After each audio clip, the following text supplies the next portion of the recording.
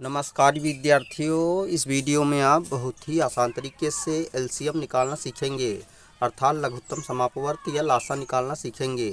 तो विद्यार्थियों, यहाँ पर एलसीएम का सवाल दिया हुआ है, इसको हम हल कर लेते हैं। तो विद्यार्थियों, इस सवाल में हमें संख्या 20, 25 व 30 का लासा निकालना है, अर्थात एलसीएम निकालना है, तो हम निकाल लेते हैं। तो विद्यार्थियों, यहाँ पर आप भाग विधि से इन तीनों संख्याओं का लघुत्तम समापवर्त अर्थात एलसीएम निकालना सीखेंगे। तो विद्यार्थियों, भाग विधि से इन तीनों संख्याओं का लघुत्तम समापवर्त या एलसीएम निकालने के लिए सबसे पहले हम इन तीनों संख्याओं को सबसे छोटी अभाज्य संख्या अर्थात 2 से भाग देते हैं। अर्थात इन तीनों संख्याओं में सबसे छोटी अभाज्य संख्या 2 से भाग करते हैं। तो यहाँ पर हम लिख लेते हैं 2। अब 2 से जब 20 में भाग करते हैं तो भागफल 10 प्राप्त होता है। तो यहाँ पर हम 10 लिख लेते हैं कामा चिन्ह लगाकर। अब हम देखते हैं यहाँ पर संख्या 25 है, जो कि 2 से पूर्णतया विभाजित नहीं होगी, अर्थात 2 से पूरा भाग 25 में नहीं जाएगा। तो संख्या 25 को ऐसे ही उतार लेते हैं इसी के स्थान पर। अब हम संख्या 30 में 2 से भाग करते हैं तो भागफल 15 प्राप्त होता है। तो यहाँ पर हम संख्या 15 लिख लेते हैं। अब हम पुनः 2 से भाग करते हैं तो यहाँ पर भागफल 5 प्राप्त हो जाता है। संख्या 25 को ऐसे ही उतार लेते हैं और संख्या 15 को भी ऐसे उतार लेते हैं, क्योंकि संख्या 15 भी 2 से पूर्णतया विभाजित नहीं होगी।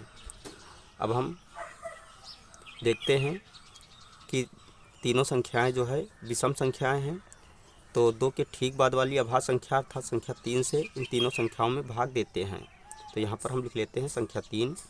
5 जो है संख्या 3 से पूर्णतया विभाजित नहीं होगी। तो यहाँ पर हम संख्या 5 को ऐसे ही उतार लेते हैं और संख्या 25 को भी ऐसे ही उतार लेते हैं, क्योंकि संख्या 25 भी 3 से पूर्णतया विभाजित नहीं होगी। संख्या 15 जो है संख्या 3 से पूर्णतया विभाजित हो जाएगी और भागफल जो है 5 आएगा। तो यहाँ पर हम संख्या 5 लिख लेते हैं। अब हम देखते हैं ये तीनों संख्याएं संख्या 3 से यानी अगले स्टेप में 3 से पूर्णतया विभाजित नहीं होंगी।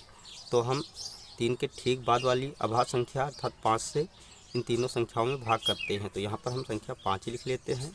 5 से जब 5 में भाग करते हैं तो भागफल 1 प्राप्त होता है। तो यहाँ पर 1 लिख लेते हैं। और 25 में जब 5 से भाग करते हैं तो भागफल 5 प्राप्त होता है। तो यहाँ पर 5 लिख लेते हैं और यहाँ पर 1 लिख लेते हैं, क्योंकि 5 से अर्थात इस 5 से जब इस 5 में भाग करते हैं तो भागफल 1 प्राप्त होता है। अब हम पुनः 5 से भाग करते हैं तो यहाँ पर इस 1 को ऐसे ही उतार लेते हैं और इस 5 में जब 5 से भाग करते हैं तो भागफल 1 प्राप्त होता है। तो यहाँ पर 1 लिख लेते हैं और इस 1 को भी ऐसे उतार लेते हैं। अर्थात भाग हमें तब तक करना है जब तक कि नीचे 1,1,1 न प्राप्त हो जाए, अर्थात जितनी भी सारी कामा के साथ में संख्याएं हों नीचे 1,1 के रूप में प्राप्त न हो जाए। अब हम इन सभी संख्याओं का आपस में गुणा कर लेते हैं, अर्थात मल्टीप्लाई कर लेते हैं, और जो भी गुणनफल प्राप्त होता है वही इन तीनों संख्याओं का एलसीएम होता है। तो यहाँ पर हम लिख लेते हैं LCM equal to 2 × 2 × 3 × 5 × 5। Next step में इक्वल टू 2 दूनी 4 3 12 5 60। यहाँ पर लिख लेते हैं 60 गुणे और ये बच रहा है 5, तो 5 को अगले स्टेप में 60 का जब 5 से गुणा करते हैं तो 5 छक्का 30 और ये 0 अर्थात संख्या 300 प्राप्त हो जाती है। तो विद्यार्थियों, इस प्रकार इन तीनों संख्याओं का एलसीएम या लघुत्तम समापवर्त या लासा यहाँ पर लिख लेते हैं एलसीएम